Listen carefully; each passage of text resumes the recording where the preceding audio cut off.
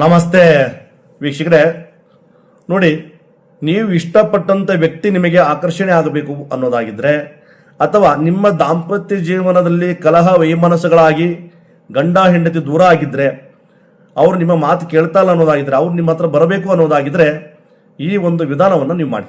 ಏನು ಮಾಡಬೇಕಪ್ಪ ಅಂತಂದರೆ, ನೀವು ಇಷ್ಟಪಡುವಂಥ ದೇವಸ್ಥಾನ ಹತ್ರ ಹೋಗುವ ಮುನ್ನ ಈ ಮೂರು ವಸ್ತುವನ್ನು ಮರ್ಯಾದೆ ತೊಗೊಂಡು ಹೋಗಿ. ಒಂದು ವಿಳೆದೆಲೆ ಮತ್ತು ಅರಿಶಿನ ಕುಂಕುಮವನ್ನು ತೊಗೊಳ್ಳಿ. ಆ ವಿಳೆದೆಲೆ ಮೇಲೆ ಏನು ಮಾಡಬೇಕಪ್ಪ ಅಂದ್ರೆ, ಅರಿಶಿನ ಕುಂಕುಮವನ್ನು ಆ ವಿಳೆದೆಲೆ ಮೇಲೆ ಹಾಕಿ ನಿಮ್ಮ ದೇವರ ಮನೆ, ನೀವು ಇಷ್ಟಪಡೋಂಥ ದೇವಸ್ಥಾನಕ್ಕೆ ಹೋಗಿ ಏನ್ರಿ ನಿಮ್ಮ ಸಂಕಲ್ಪವನ್ನು ಪ್ರಾರ್ಥನೆ ಮಾಡಿ. ನೋಡಿ, ಸಂಕಲ್ಪ ಮಾಡುವಂಥ ವೇಳೆಯಲ್ಲಿ ಒಳ್ಳೆಯ ಉದ್ದೇಶ ರೀತಿಯಲ್ಲಿ ಮಾಡಿ, ಕೆಟ್ಟ ಉದ್ದೇಶ ಬೇಡ. ಅದು ಯಾವುದೇ ಕಾರಣಕ್ಕೂ ಫಲಿಸೋದಿಲ್ಲ. ಕೆಟ್ಟ ಉದ್ದೇಶದಿಂದ ನೀವು ಮಾಡಿದ್ರೆ ಯಾವುದೇ ಕಾರಣಕ್ಕೂ ಅದು ನಿಮಗೆ ಫಲಿಸೋದಿಲ್ಲ.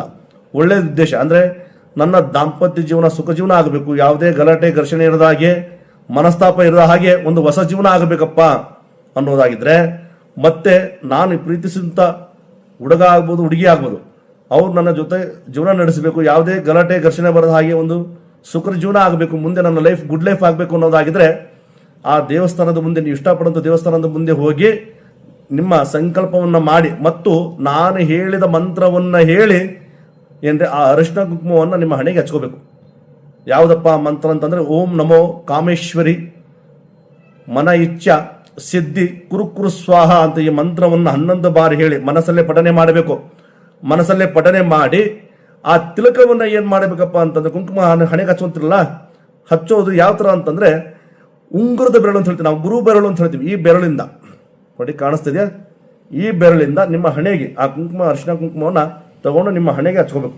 ನೋಡಿ, ಆ ಮಂತ್ರವನ್ನು ಹೇಳ್ತೀರಾ, ಮಂತ್ರವನ್ನು ಹೇಳಿ ನೀವು ಯಾರಿಂದ ನಿಮ್ಮ ದೂರ ಹೋಗಿದ್ದಾರೆ ಅವರ ಹೆಸರನ್ನು ಹೇಳಿ ಆ ತಿಲಕವನ್ನು ನೀವು ಹಚ್ಕೊಂಡು ಬನ್ನಿ, ಸಾಕು. ವೀಕ್ಷರೇ, ಯಾರು ನಿಮ್ಮಿಂದ ದೂರ ಹೋಗಿದ್ದಾರೆ, ಯಾರು ನಿಮ್ಮ ಮಾತು ಕೇಳ್ತಲ್ಲ ಅಂಥವ್ರು ಸಂಪೂರ್ಣವಾಗಿ ನಿಮ್ಮ ಕೈ ವಶ ಆಗ್ತಾರೆ ಮತ್ತು ನಿಮ್ಮ ಮಾತು ಕೇಳ್ತಾರೆ. ನಿಮ್ಮ ಜೀವನ ಸುಖ ಜೀವನ ಅಂತ ಆಗುತ್ತೆ. ವೀಕ್ಷರೇ, ಇದು ನಿಮ್ಮ ಸ್ನೇಹಿತರಿಗೂ ತಿಳಿಸಿ, ಕಮೆಂಟ್ ಮಾಡಿ, ಲೈಕ್ ಮಾಡಿ. ನಮಸ್ತೆ.